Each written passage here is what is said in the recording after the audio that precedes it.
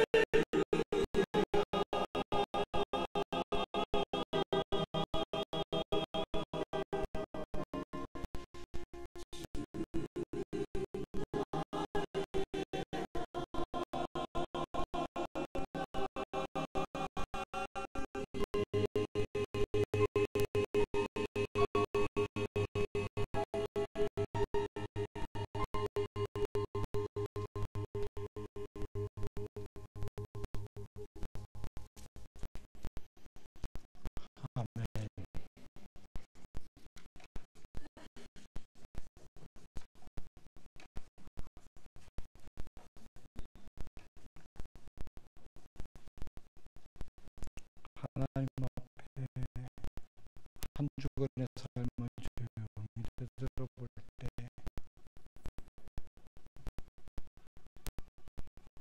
참 내세울 만한 것이 아무것도 없고 부끄러운 모습을 고백하지 않을 수 없음을 보게 됩니다. 그럼에도 불구하고 여전히 내 안에 살고 계신 주님께서는 나를 다스려 가시고 인도해 가시는 모습을 고백합니다.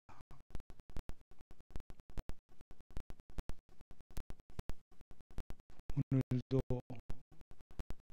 내 안에서 나를 대신해 나를 살아가시는 주님, 그 주님을 우리가 함께 고백해 볼 수 있기를 원합니다. 언제나 내 모습 다 같이 찬양 드리겠습니다.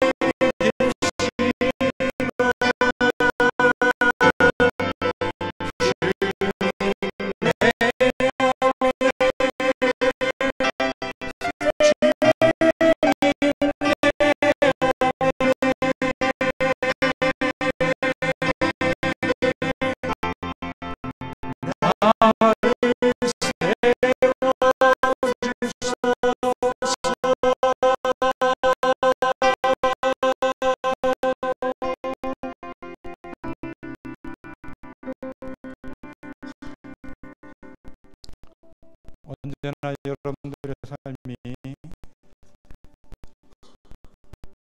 우리 안에서 함께 하시고 우리를 대신해서 살아가신 그 주님을 고백하시게 되기를 진심으로 바랍니다. 오늘은 우리가 함께 이 시간 마치고 나서 기도하는 대신에 한 분을 좀 더 소개를 해드려야 될 것 같아요. 제가 부임하고 나서 한 2년에서 3년 정도 저희 교회에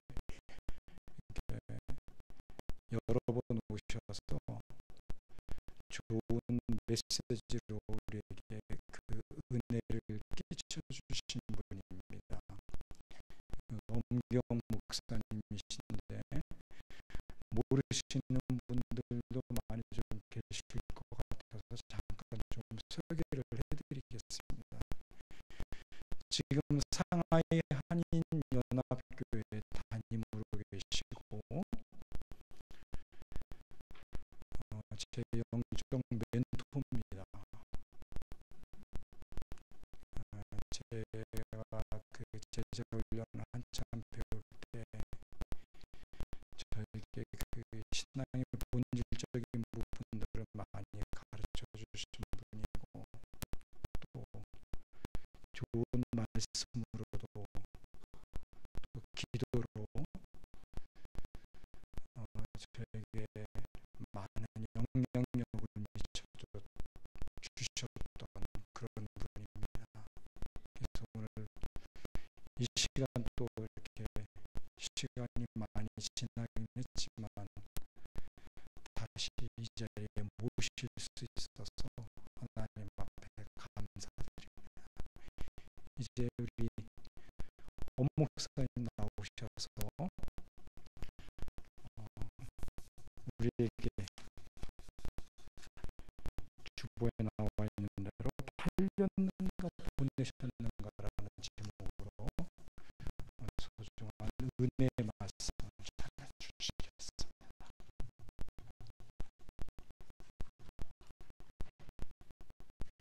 할렐루야. 여러분들 주 안에서 뵙게 돼서 너무나 반갑습니다. 벌써 시간이 참 빨리 흘렀죠, 장군님. 오늘 귀한 자리에 여러분과 함께 또 말씀 나누게 하신 우리 하나님 앞에 감사함을 드리고 또 제가 갑작스럽게 연락드렸어요.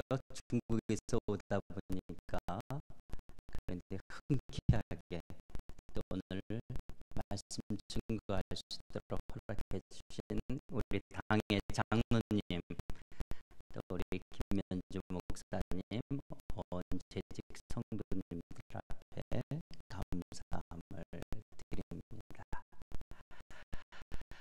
요즘 중국이 너무 많이 변해요. 상하이는요 우리 한국 사람들이 지금은 한 6만 명 될까요? 전에는 많게는 10만 명 정도 우리 한국 사람들이 살았어요. 근데 최근에는 이제는 뭐 중국이 인건비가 싸다 이거는 뭐 다 지나간 시대예요.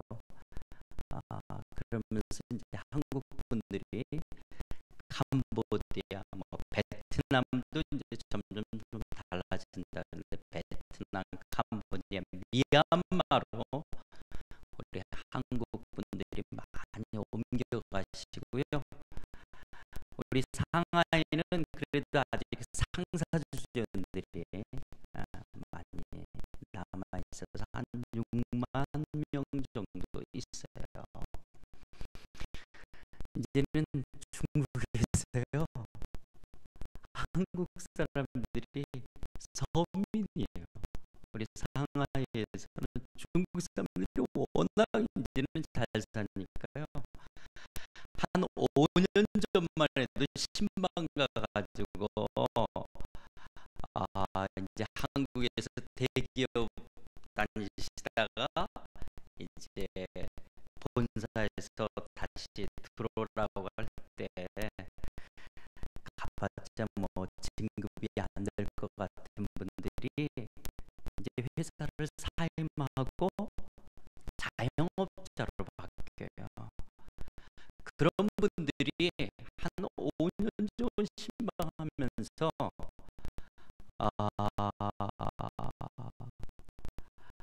회사 어디 다니시냐고, 요즘 뭐 하냐 그러면 중국 회사에 다닌다라는 걸 조금 이렇게 개면적으로 하면서 조금 부끄러워하면서 이야기를 해주셨어요. 아예 중국 회사 지금 다니.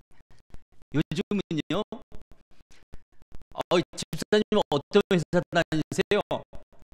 중국 회사 다닌다 그러면 주변 분들이 우와! 이게 불과 5년도 안 됐어요. 이렇게 빨리 바뀌었어요. 중국 회사 다닌다고 우와! 상하이에 때로는요, 조선족들이 갖고 있는 부가 한국 사람들이 그 정도의 재산을 갖고 있는 한국 사람들이 상하이에 살면서 별로 없어요. 얼마나 조선족들이 경제적으로 잘 사는지 모릅니다. 여러분들 중국에 때로는 중국 사람들 관광객들 와가지고 물건 많이 사간다. 또 조선족들 식당에서 일하시는 거 보면서 여러분들은 어떤 마음이 들는지 모르겠는데요. 절대로 함부로 하면 안 됩니다. 일본에 제가 선교사로 10년 있었잖아요. 일본에서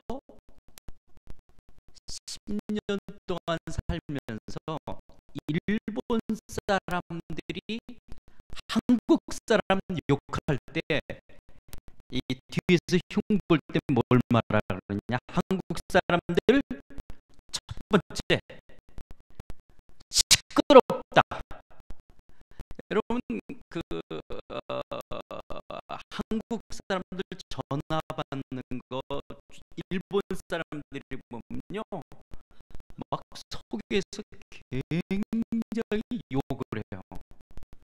너무너무 거칠고 그 옆에 사람 생각 안 하고 여보세요, 예, 그래요, 갈게요 하면서 막 이런 걸 너무너무 일본 사람들이 힘들어하는 거야. 한국 사람들 전화하면 이게 너무너무 시끄럽다. 한국 사람들 더럽다. 그래서 때로는요, 택시 타고 가다가 한국 유학생들이 뒤에서 막 시끄럽게 떠들었어요. 너무 냄새 난다고 옆에 세우고 차에 안 내도 되니까 내리라고. 그런 정도로 한국 사람을 더럽다라고 생각하고요. 세 번째로는 한국 사람 무례하다라고 생각해요. 너무너무 예의 없는 사람들.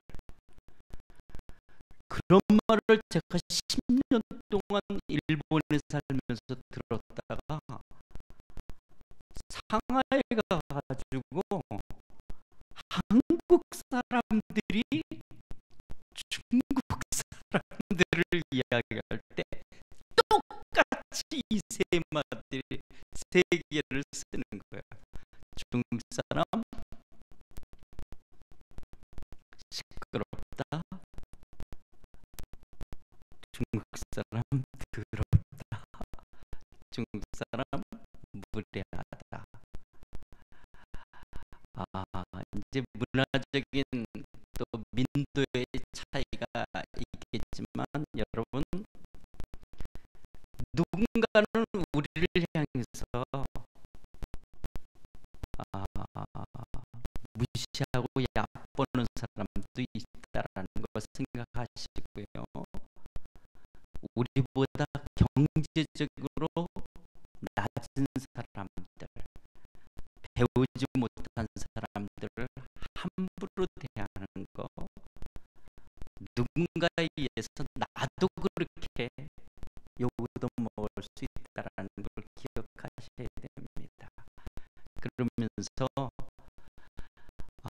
중국 분들하고 어떻게 함께 갈 것인가를 이 시대 배우셔야 돼요. 이 말이 이제 상하이에 있는 분들한테는요, 피부로 와닿는 말이기 때문에 제가 이렇게 말하는 걸 뭐 당연한 게 여기는 거죠. 이제는 그래서 중국에 와 있는 조선족들, 여러분들 절대로 함부로 대하시면 안 됩니다. 함부로는. 제가 상하이에 간 지 이제 14년 가까이 돼요. 10년 전만 해도 여러분, 우리 중국 사람들하고 친구 돼야 됩니다. 이제 조금 있으면 중국이 경제적으로 올라오면 우리가 어려움을 당합니다. 이게 부메랑 될 겁니다. 그게 불과 10년 전 이야기였던 건데 벌써 그렇게 된 거예요.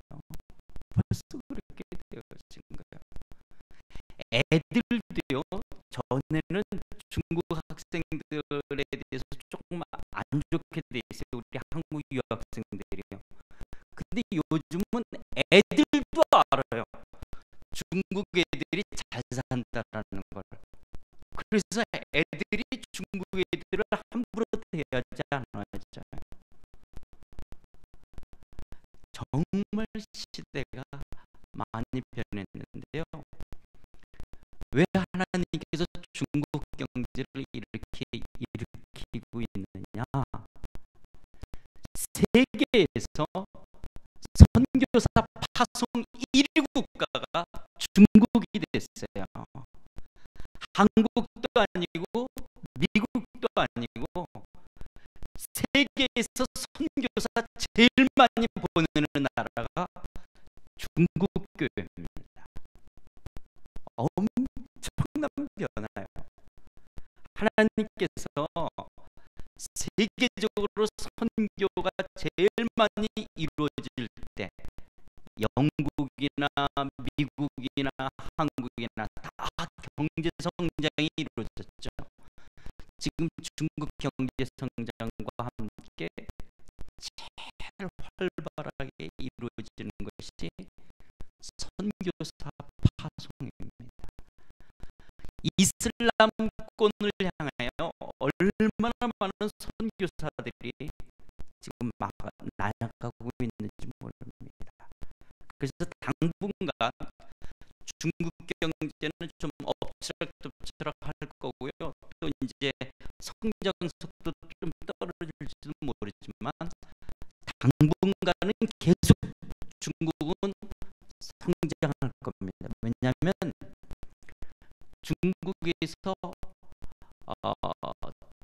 적어도 30만 명 아니면 때로는 50만 명 이상의 선교사들이 세계로 나가게 되어질 겁니다. 그리고 이미 나가 있는 이 중국의 화교권들, 최근에 나가는 이 디아스포라 중국 사람들 해외에 나와 있는 거, 놀라운 하나님의 섭리가 거기에 있습니다. 하나님이 이슬람 선교를 위해서 작정하고 키운 민족이 중국입니다.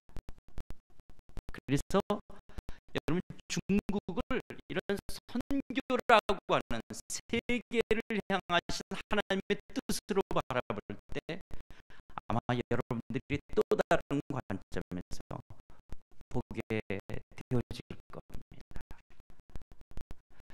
우리 상하이에 우리 한국 교인들이 교민들이 한 이제 6만.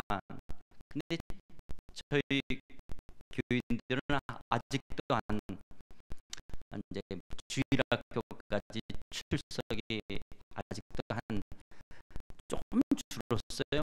저희 교회도 한 2,800, 2,700 정도로, 전에는 한 3,000 뭐 이렇게 있다가 요즘은 한 2,700, 800으로 줄었는데, 우리 성도들하고 그 얘기를 해요. 여러분, 우리가 어쩌다가 이 중국 상하이 땅에 살게 됐죠. Here and now. 여기에 왜 지금 우리가 있게 되어졌죠?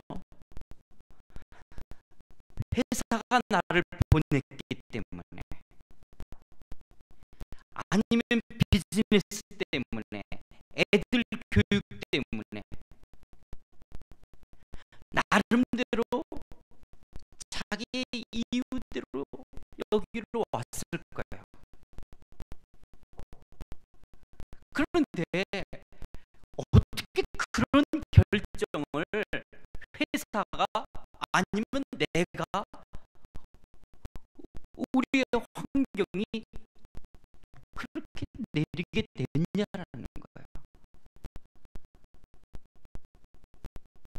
이러면서 속에서 내가 지금 오늘 여기 있는 것을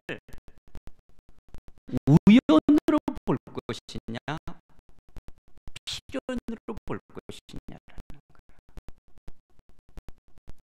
아유, 원래 가고 싶지 않았는데, 아니면 아유, 오고 싶었는데, 그래서 회사가 나를 보냈다. 아니면 나는 내 생각은 아니었는데 왔다. 그래서 어쩌다가 우연히 여기 왔다. 우연이라고 생각하면요, 그의 인생 자체에 큰 의미를 갖지 못하게 되어집니다. 그러나 그리스도인들의 삶에는 우연이 있는 것이 아니라 필연이다. 여기에 하나님의 주권적 섭리가 있다. 내가 내 의지로 결정했다 할지라도 내가 알지 못하는 하나님의 섭리 속에서 나를 이 중국 상하이 땅에 있게 하셨다 할 때, 우리는 거기에 특별한 의미를 찾게끔 되어지는 거예요. 그런 속에서 나의 삶을 필연적인 하나님의 주권적 섭리 속에서 이루어지고 있느냐, 아니면 우연 속에 있느냐라는 거예요. 우연이라고 하는 것은요, 진화론적 사고를 하는 사람들, 세상 사람들이 하는 거고요. 그리스도인들은 필연적 사고를 하는 것입니다. 그러면서 여러분들 어떻게 의정부에 살게 되셨어요? 어떻게 영광교회 다니게 되셨어요? 이거를 우연으로 볼 것이냐, 필연으로 볼 것이냐에 따라서 여러분의 신앙생활이, 여러분의 삶 전체가 달라질 수 있습니다.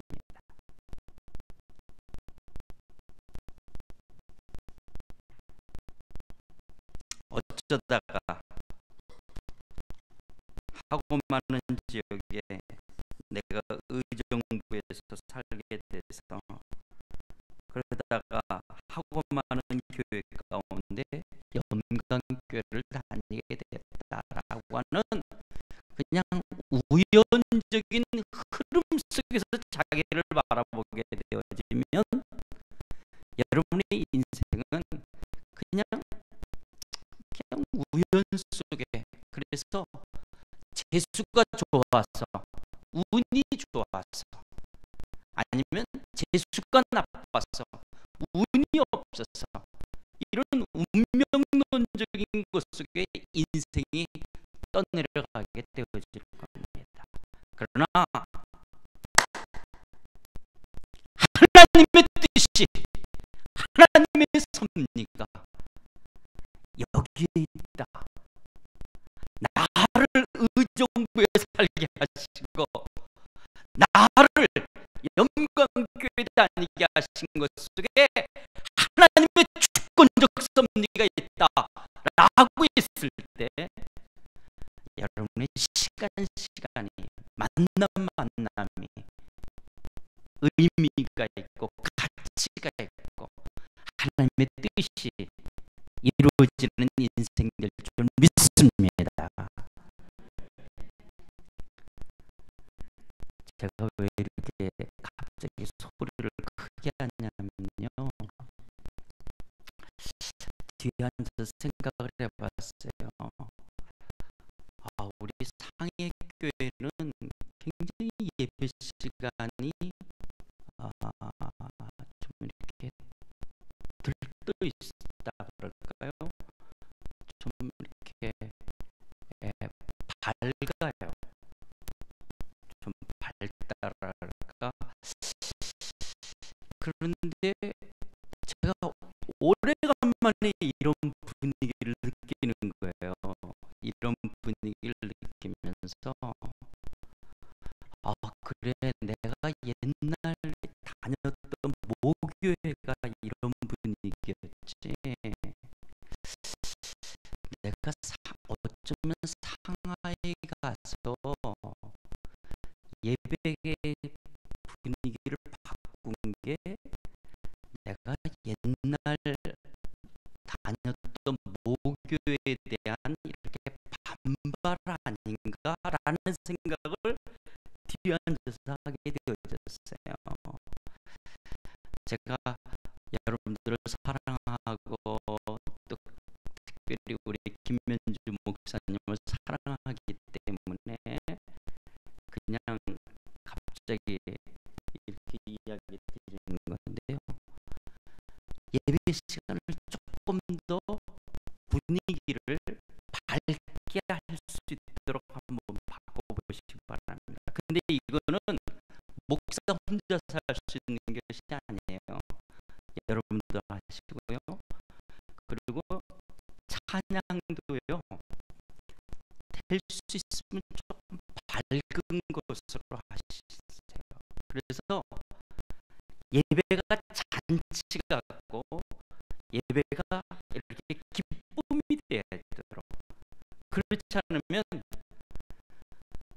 여러분 이상의 교회 오면 졸게 되죠. 왜 졸게 되냐면 이렇게 공간에 갇혀있기 때문에 산소가 점점 없어집니다. 그래서 우리가 졸음이 오는 거예요. 나는 믿음이 없어서 나는 이상하게 교회 가면 졸려. 그게 산소가. 그래서 요즘 교회는 그 산소 공급기를 많이 둬요. 특별히 지하에 있는 교회들은. 그렇지 않으면 성도들이 너무 점점 산소가 줄어들기 때문에 졸게 되어져요. 그런 이유가 있고, 옛날에 우리 다 믿음이 없어서 존다라고 했는데 믿음이 없어서 졸 수도 있지만 피곤해서 졸 수도 있지만 산소 부족으로 졸 수도 있다라는 걸 생각하시고, 아니면 분위기가 이렇게 되면 졸리게 될 수밖에 없어요. 이렇게. 그래서 좀 더 밝게 하시는. 근데 그렇게 밝게 할 수 있는 것도 뭐냐? 그래! 나를 여기 있게 하신 분이 하나님이야! 라고 하는 주권적인 섭리가 있을 때 제가 오늘의 시간에 의미를, 가치를 부여할 수 있게끔 되어진다라고 하는 거예요. 저는요,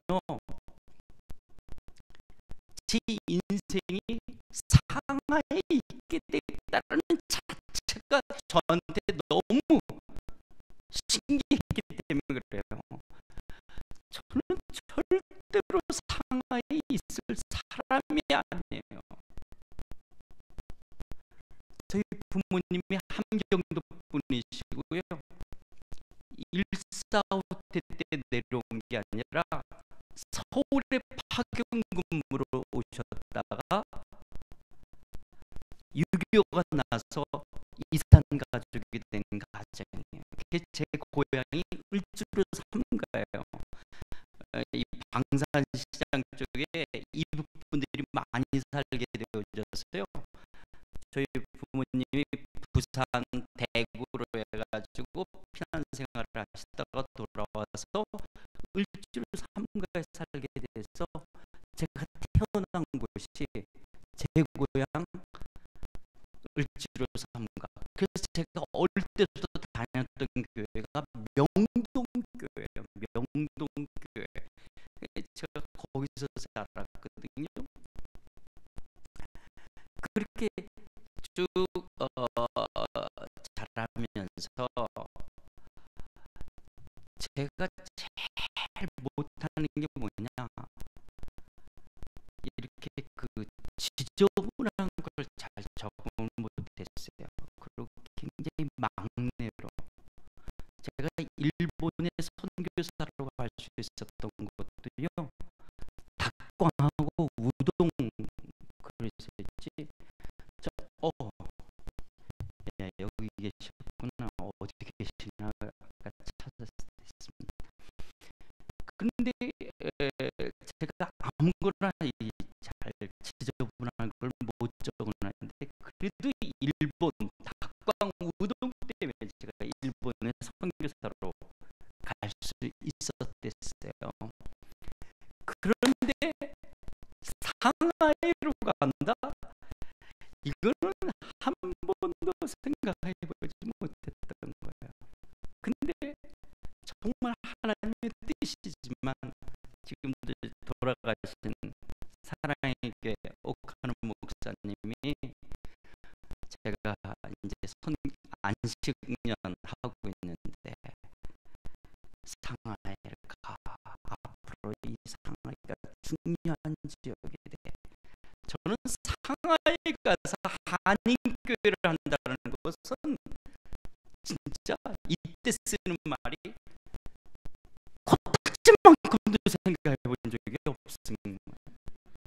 저는 상하이를 간다는 거는 그 중국에 가서 한인교회를 한다. 그런데 그 어떻게 보면 생각지 않았던 나하고 기질적으로 상황과 안 맞지 모르지만, 우연이 아닌 하나님의 섭리 속에서 정말 상하에 그렇게 놀라운 하나님의 역사를 이루어가실 수 있는지, 그걸 경험하게 됐다는 것이 얼마나 감사한지 몰라요. 그러면서 여기서 이 의미를 갖는 것이, 그래, 하나님이 내 걸음을 인도해 가셔 라고 하는 하나님의 주권적 섭리를 인정한다는 거예요. 오늘 우리가 읽은 이 본문, 아마 최근에 교회 다니신 분 아닌 이상, 적어도 교회를 5년 이상 다니신 분은 이 본문의 배경을 다 알 거예요. 요셉이 형들에게 팔렸어요. 물론 야곱 아버지에게 요셉이 더 사랑을 받는 아들이었죠. 그래서 왕자들만 입는 채색 옷을 입혀서 그렇게 보냈어요. 그 이유는 요셉을 낳은 레아, 라헬, 이 특별히 라헬, 야곱이 사랑했던 아내가 라헬이었어요. 라헬이 낳는 자식이었기 때문에 요셉을 더 편애했던 건 사실이었어요. 그런데 요셉이 꿈을 꾼 거예요. 꿈을 꿨더니 11개의 단들이, 볕단들이 요셉을 향해서 절을 하고, 해와 달과 별들이 요셉을 향해서 절을 한다라는 이 말들을 들으면서 형들의 마음속에 더 분노와 함께 미움의 마음이 있게 됐어요. 아버지가 편애해? 그런데 뭐 우리들이 자기한테 절하게 된다고? 이런 것이 결국 요셉을 팔게 되어졌죠. 요셉이 형들에게 팔려가면서 얼마나 울었겠어요. 형, 나 다시는 채색옷도 안 입을게. 아버지한테 고자질도 안 할게. 형, 살려줘. 얼마나 소리를 짓겠어요. 그런데 지나가는 아랍 상인들한테 팔려져가는 이 요셉.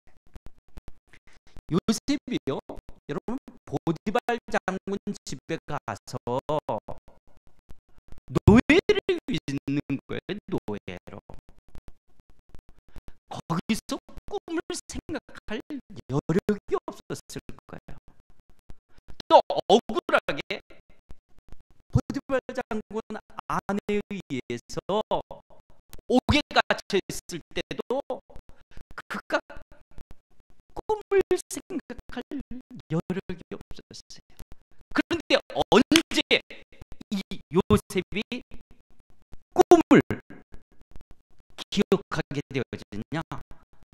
글쎄, 요셉이 국무총리가 돼서 이제 지금 온 지역의 기근과 그리고 가뭄으로 해서 먹을 것이 없게 되어질 때, 이 바로의 꿈을 풀어준 요셉이 국무총리 될 때, 애굽에는 이미 7년의 풍년 속에서 창고에 곡식을 쌓아놓은 곳이 있었잖아요. 근데 형들이 와서, 양식을 구하러 온 형들이 와서 무릎을 꿇게 되어졌을 때, 그걸 보는 순간 형들은 몰랐죠. 자기가 판 요셉인지는 모르지만 요셉이 왔으니 자기 형들이 온 거예요. 그때 비로소 꿈을 기억하게 되어진 거야. 그래서 그 꿈을 하나님이 나에게 꾸게 하셨구나.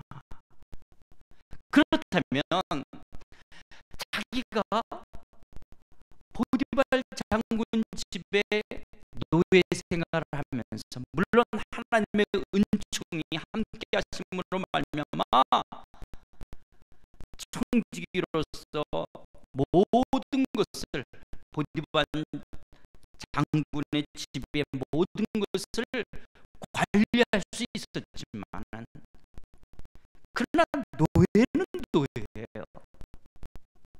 억울하게 옥에 갇혀 있을 때 하나님의 은총으로 간수장처럼 그 감옥에서 일들을 맡아서 할 수 있었지만, 그러나 차디찬 감옥 하면서 생활하는 거예요. 근데 요셉이 그렇게 옥에 갇혀 있으면서, 노예로 있으면서 꿈을 생각해 본 적이 없어요. 왜냐? 살기가 힘들었기 때문에 그런 거예요. 도리어 꿈을 생각하면 더 억울한 거예요. 무슨 나한테 절을 하고 내가 무슨 뭐가 된다라고. 그리고 이 꿈 때문에 형들에게 팔린 거잖아요. 그래서 도리어 꿈을 생각할 수 없었어요. 근데 이 꿈이 언제 기억나냐? 진짜 꿈대로 형들이 와서 무릎을 꿇은 거예요. 그걸 보면서 그래, 그렇다면 내가 애굽에 온 것은 형들이 나를 팔았기 때문에 온 것이 아니라 하나님이 이 가뭄 속에, 이 기근 속에 우리 민족을 구원하기 위해서 나를 먼저 보내신 거구나 라고 해석이 되니까 형들을 어떻게 하게 돼요? 용서할 수 있게 되어지는 거예요. 만약에요, 요셉에게 이 꿈이 없었다면 형들을 용서할 수 없었을 거예요. 어떻게 내가 아무리 아버지로부터 편애를 받고 그리고 그런 꿈을 꿔서 이야기했다라고 나를 팔아넘길 수가 있어요? 나를 죽이려고 그러고 나를 팔아넘길 수가 있어요? 근데 내가 국무총리가 됐으니까 정말 단칼에 형들에게 복수할 수도 있었지만 그걸 복수하지 아니할 수 있었던 것들이, 그래, 하나님이 우리 민족을 구원하기 위해서 보내신 거야. 보내신 거야.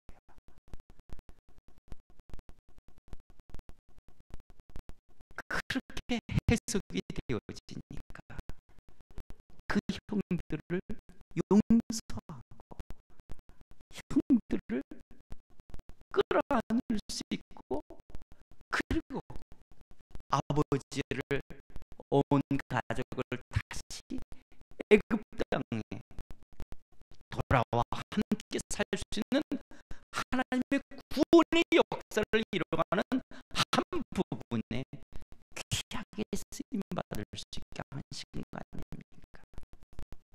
그렇기 때문에 여러분, 신앙은 해석이에요. 신앙은 뭐라고요? 해석이에요. 어떻게 해석하느냐라는 거예요.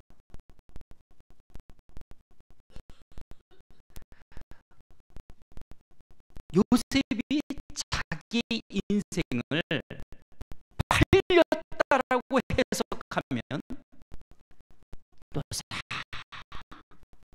분노 속에 형들을 복수해야 되는, 그리고 내가 억울하게 팔렸다라고는 그런 분노와 그리고 복수심 속에 살아갔어야 될 거예요. 그러나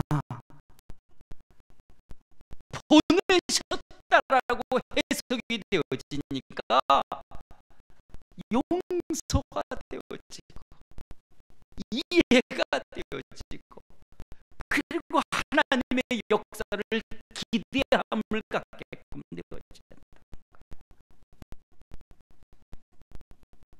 오늘 여러분은 여러분의 인생의 삶을 팔렸다라고 해석하고 계십니까? 보내졌다라고 해석하고 계십니까? 제가 결혼식 할 때, 주례할 때마다 꼭 빠지지 않고 이야기하는 것이 있어요.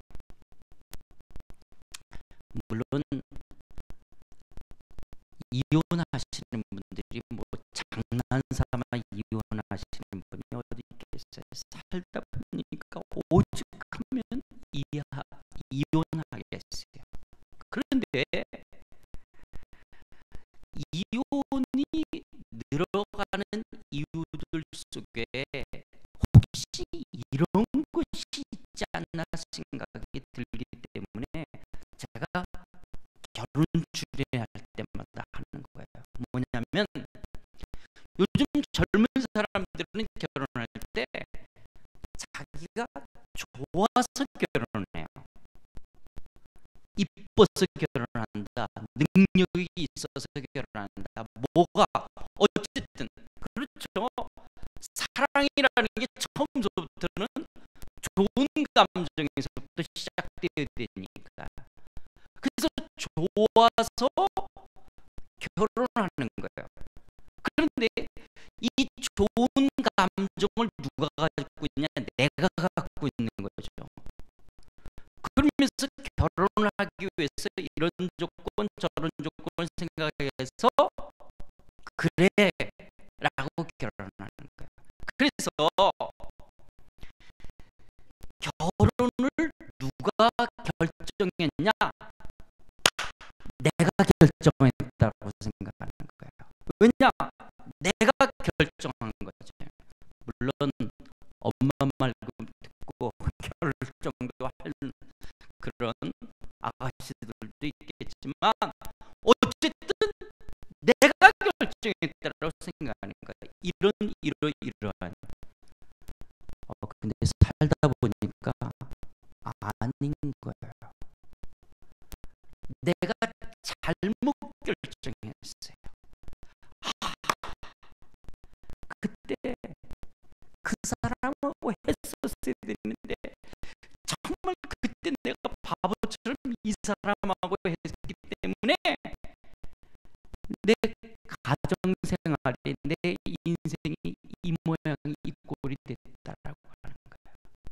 그래서 이거는 잘못된 만남이요, 잘못된 선택이에요. 그러니까 어떻게 돼요? 되돌려야죠. 그래서 이혼한다면 여러분 여기에 전부 지금 주인이 누구냐? 나예요, 나. 하나님께서 우리 인생을 하나님의 주권적 섭리로 인도한다 그래서 기독교인의 삶이 기계적인 하나님의 각본에 의해서 기계적으로 움직이는 것, 이것을 하나님의 주권이라고 말하지 않아요. 도리어 그것은 도리어 운명이라고 말하는 거예요. 기독교는 하나님의 주권이라고 하는 이 필연이 운명론적인 것을 이야기하는 것이 아니에요.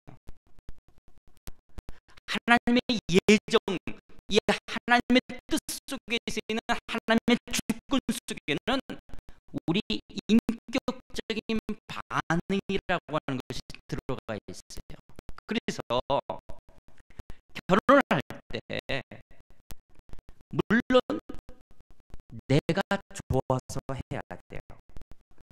내가 어떤 것을 선택할 때 어떤 것을 생각할 수가 있어요. 그러나 그 결정을 해서 우리가 결혼을 하는데 합법적으로 양가 부모와 여러 친지와 하나님 앞에서 합법적으로 결혼했다면 그걸 하나님의 뜻으로 받아들이는 거예요.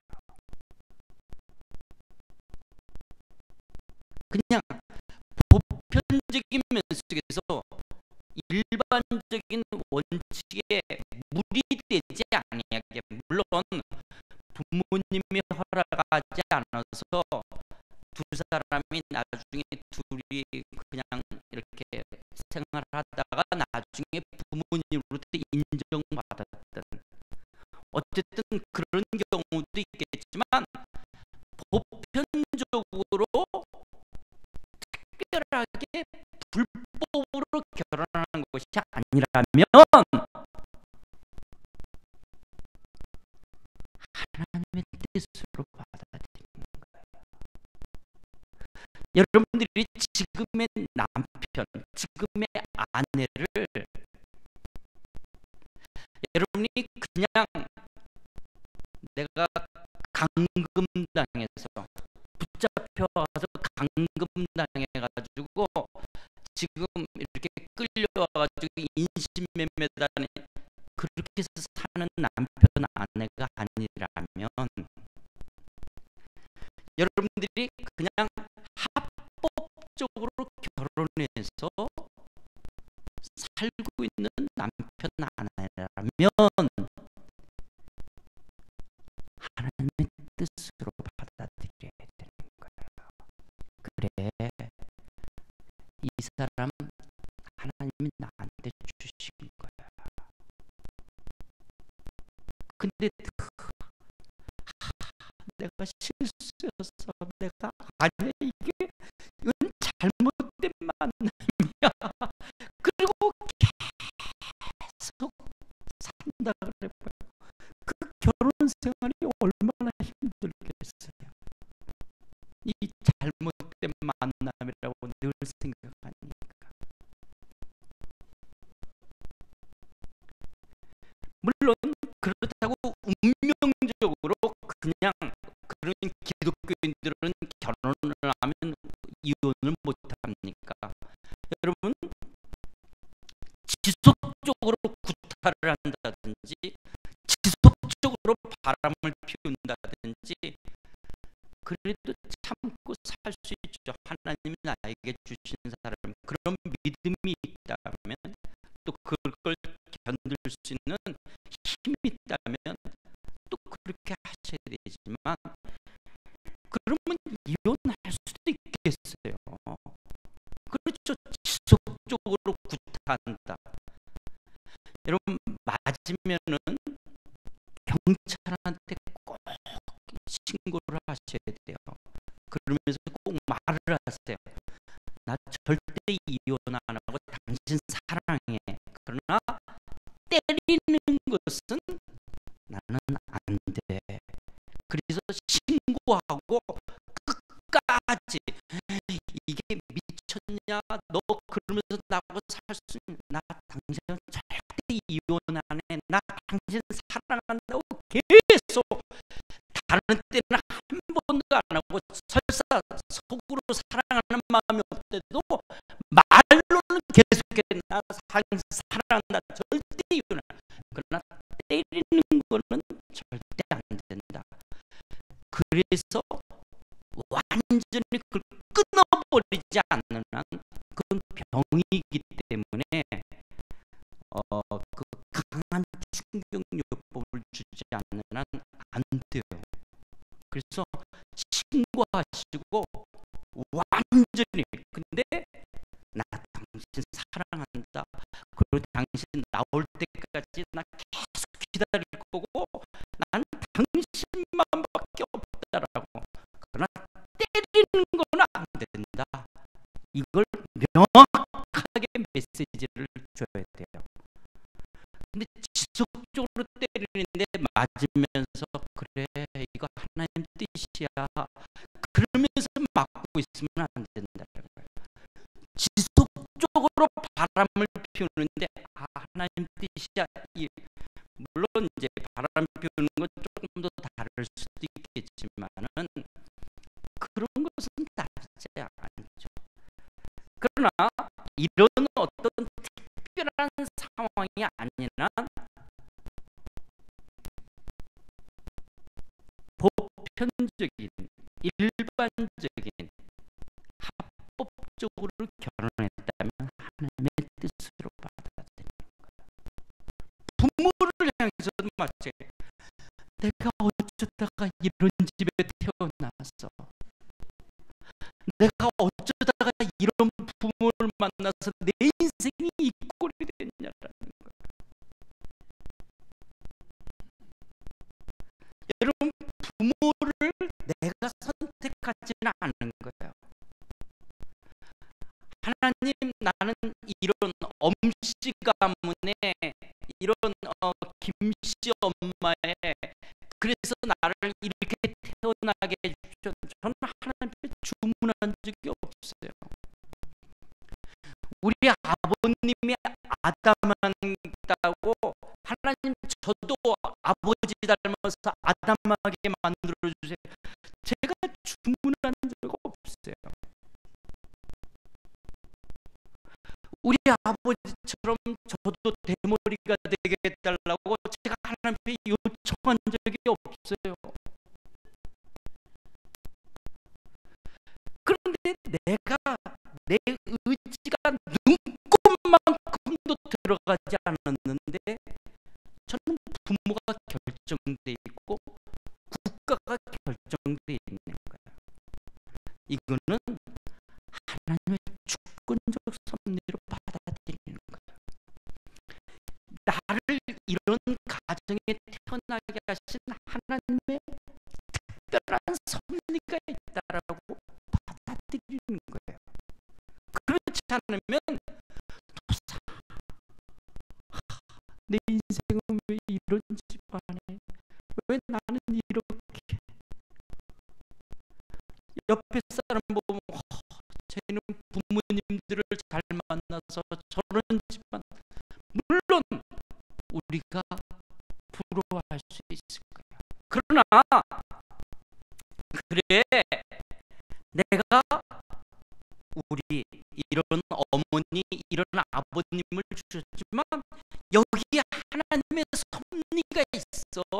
나를 이 가정에 보내신 하나님의 뜻이 있어 라고 했을 때 부모를 향한 태도가 달라지는 거야. 그래도 하나님의 뜻이 있기에 나의 어머니야, 나의 아버지야. 그래서 내가 사랑해야 될, 내가 기도해야 될, 내가 마음을 다해 나의 부모야. 어쩌다가 내가 이런 새끼를 낳았는지, 내 뱃속에 나서도 이건 정말 어느 집안 어떤 피가 흘렀기 때문에 이런 새끼를 낳았는지, 노상 자기 자녀를 위해서 이놈 새끼야, 이놈 새끼야, 뭐 노상 그래봐요. 어쩌다가 원치 않은, 그래 내가 그때 너 지웠어야 되는데 내가 너 지우려고 그랬는데 그냥 노상 애를 향해서 태어날 애가 아닌데 태어났다라고 생각하면 그 아이와 정상적인 관계, 그 아이는 제대로 자라가겠어요? 태어났다면 그래, 여기 하나님의 뜻이 있는 거예요. 내 인생을, 우리의 가정을 팔렸느냐 보내셨느냐 전혀 달라질 수가 있는 거예요. 여러분의 남편을, 아내를, 여러분의 부모를, 여러분의 자식을 내가 어떻게 했을까냐. 여러분, 교회도 마찬가지예요. 의정부에 사는 것도 마찬가지라는 거예요.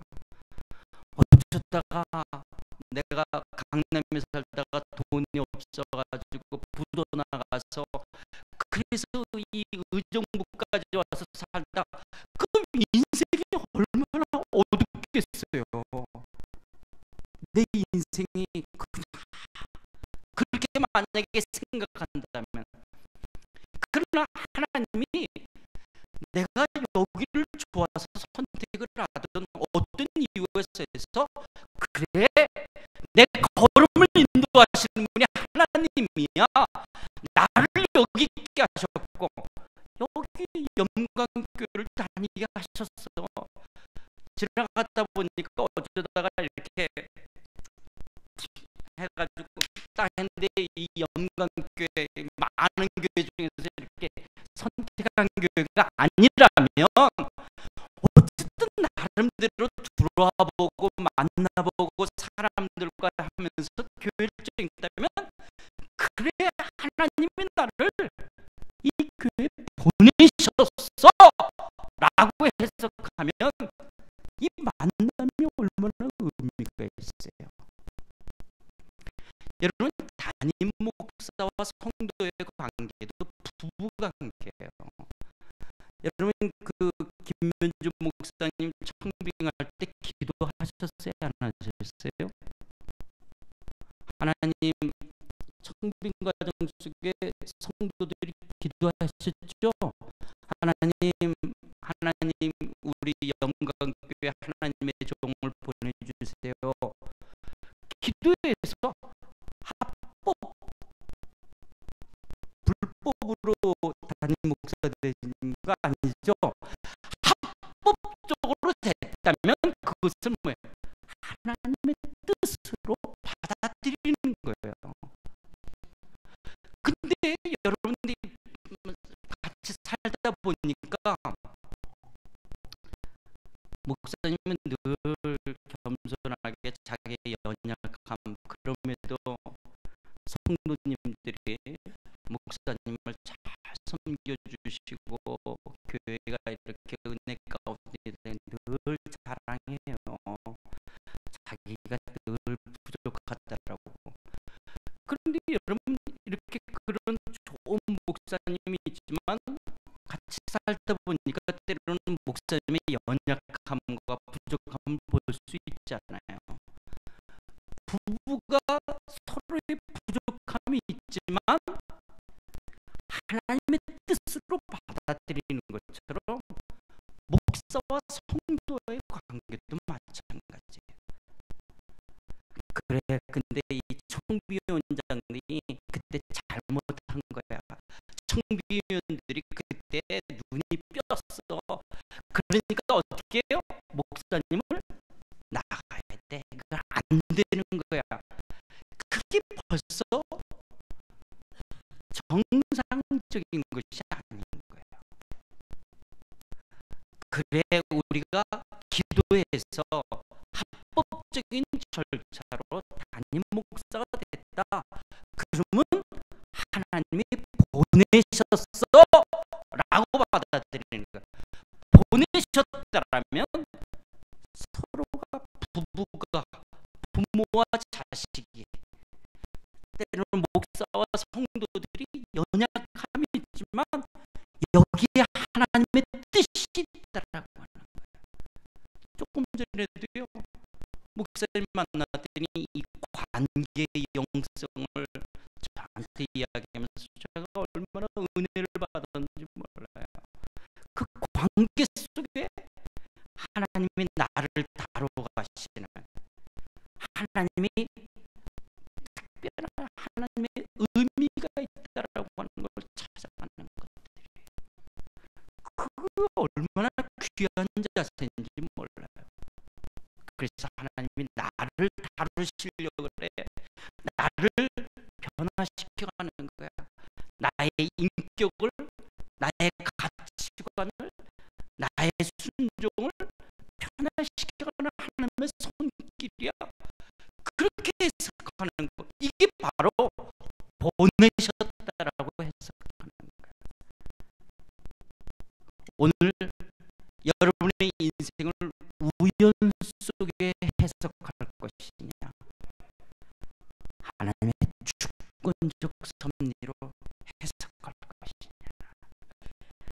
요셉이 자기 인생을 하나님의 주권적 섭리 속에 보내셨다라고 해석됨으로 말미암아 이스라엘 민족을 애굽 땅에서, 그리고 애굽에서 200만이 되어 약속의 땅 가나안으로 가는 이 구원의 역사에 쓰임받게 되어졌던 것처럼 여러분의 인생 또한 하나님의 주권적인 섭리를 인정할 때 여러분의 가정은 변하기 시작할 것입니다. 여러분의 부부관계가, 여러분의 부모와 자식과의 관계가 변화되어질 것입니다. 여러분의 직장 생활이 달라지고 교회 생활이 달라질 줄 믿습니다. 내 삶 속에 하나님이 함께 하신다. 하나님이 내 인생 속에 우연이 아니라 하나님의 섭리 속에 내 인생이 이끌어진다고 할 때 여러분의 새 아침을, 여러분의 인생의 새로운 변화를 경험하게 될 줄 믿습니다. 하나님의 주권적 섭리를 찬양하며 살아가는 승리와 기쁨의 삶 되시기를 주님의 이름으로 축원드립니다. 기도하겠습니다.